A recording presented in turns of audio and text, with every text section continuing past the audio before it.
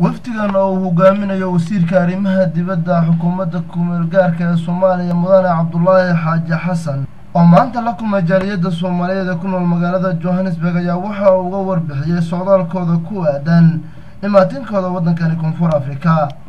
wasiirka ayaa waxa uu sheegay in uu u imaado waddankani Koonfur Afrika sida dowladda Soomaaliya ula sameyn lahayd xiriir diblomaasi dhigeeda dowladda Koonfur Afrika asigoona sheegay inuu ku soo guuleystay aasitaanka xiriirka diblomaasi ee labada dal. jaaliyadda Soomaalida ee magaalada Johannesburg iyo dhammaan shacabka Soomaaliyeed ee ku nool South Africa ayaa waxay aad ugu farxeen booqashada wasiirka arrimaha dibadda ee dowladda Soomaaliya iyo wafdiga hogaaminaya iyagoona ay rajadooda ugu badan ay ahayd in Soomaaliya ay ka furato safaarad gudaha waddankani Koonfur Afrika. wasiirka ayaa waxaa ku heliyay socdaalkiisa xubno kale oo ka tirsan xukuumadda ku-meelgaarka ee Soomaaliya oo ka mid ahaa madaxa ciidamada nabad sugidda iyagoona dhammaantood uga warbixiyay shacabkii Soomaalida oo halkaasi ku sugnaayay xukuumadda xilalka ay u hayaan iyo ummadda Soomaaliyeed dhammaanteed.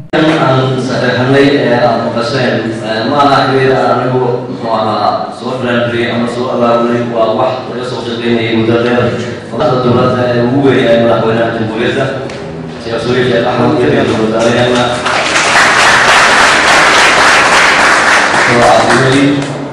أكشف بين المتاسفين ويا الأهديف يصيروا كله واحد الجالية ساوث أفريقيا وأوريني ثم سميسو هي الكاس الدبلوماسية.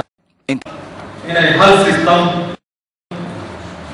أي قعدتوا ما الله كل يدري وأي محكمة قعدتوا بشيء هل نظام مرنا وهذا وهل نظام قعدت وجدت ولولا جيرك قعدت سوق شيء لولا اسود.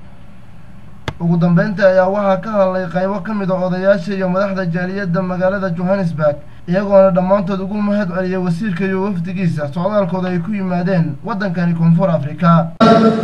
ku faantaan isa soo saaray haddii la maadliyo wax soo saaray dalka waa hay'ad ugu celiyay runtii wax qabale oo runtii wax soo saarkooda وكمل هالسنة حضرات الوزير حلنا إن شاء الله تقولين مع المرضى إلى يوم وإذا ربنا سيدي وش أبصور سيارة مع كل يا طريقة يحسن وتم.